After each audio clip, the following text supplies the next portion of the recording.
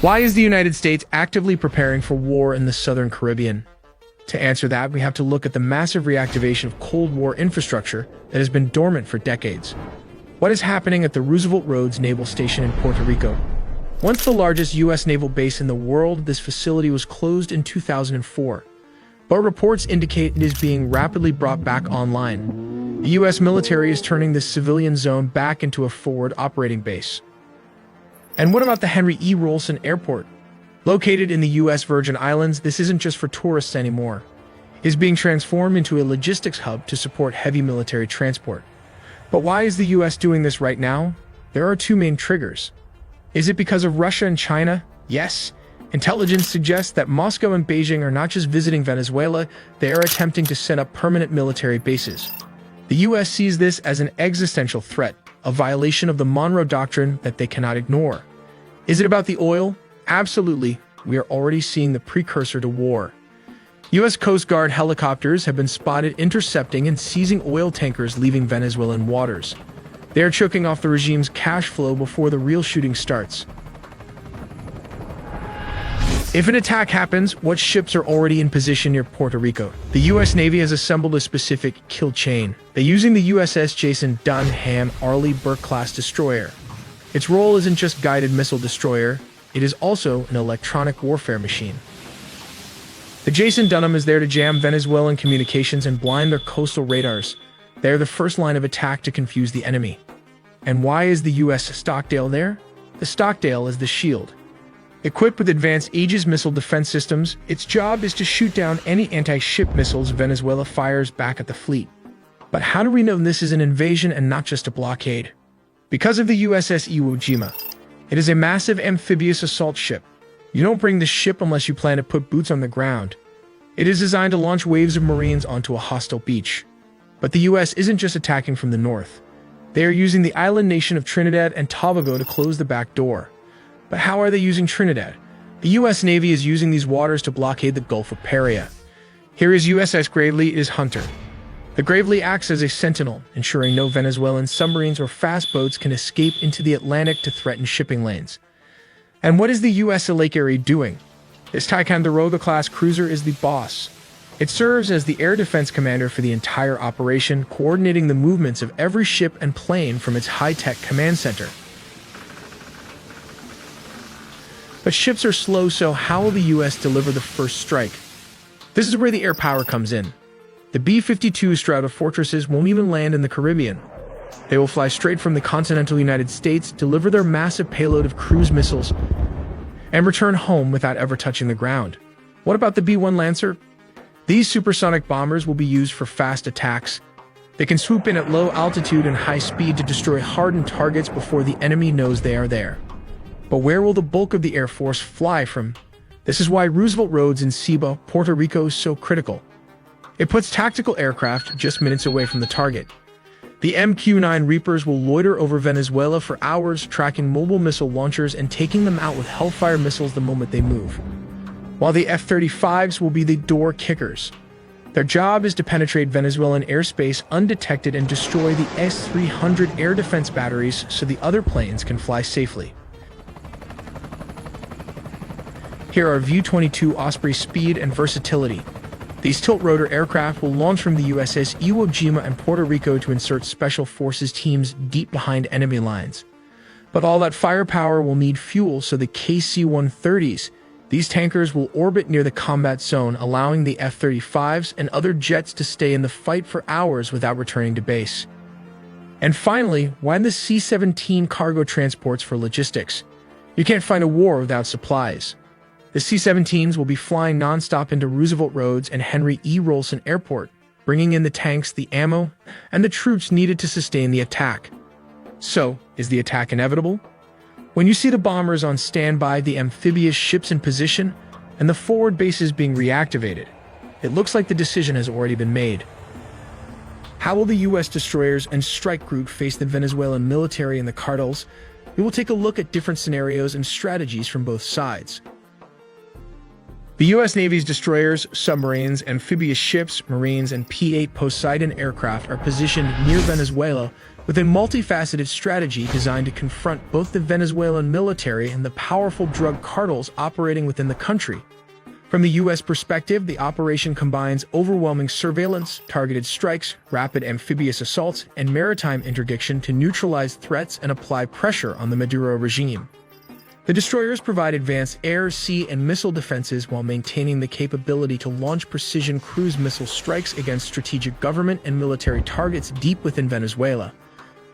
By maintaining a vigilant missile defense posture, these ships are prepared to intercept any hostile air or missile threats.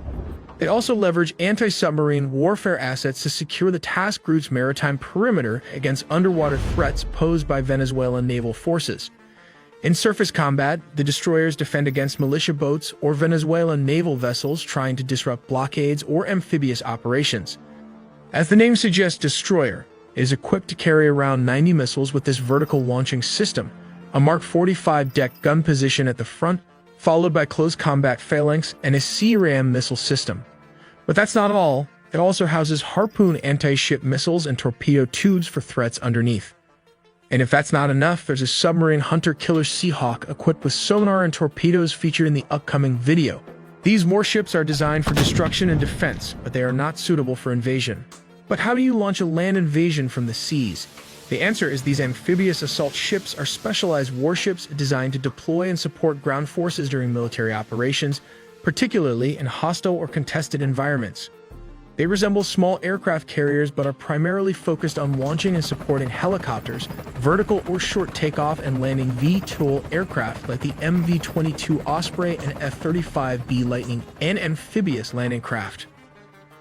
The amphibious ships carry thousands of Marines trained for quick expeditionary raids and large-scale amphibious assaults. These Marines would execute precision strikes on cartel strongholds, government command centers, or key coastal infrastructure. Their urban combat training equips them to seize airports, communication hubs, and other critical points, potentially working in concert with opposition forces inside Venezuela. Here comes the nuclear-powered attack submarine operates covertly and silently along Venezuela's maritime approaches. It collects vital intelligence by intercepting communications and monitoring naval activity. It can deliver surprise, long-range missile strikes to disrupt regime command and control, jam air defenses, or destroy military facilities. Its presence also deters any third-party naval reinforcements from countries like Russia or Iran, complicating any attempt to bolster the Maduro regime.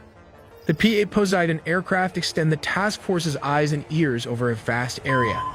They conduct continuous intelligence, surveillance, and reconnaissance flights deep into Venezuelan airspace and waters, tracking air defense installations, military movements, and cartel smuggling operations.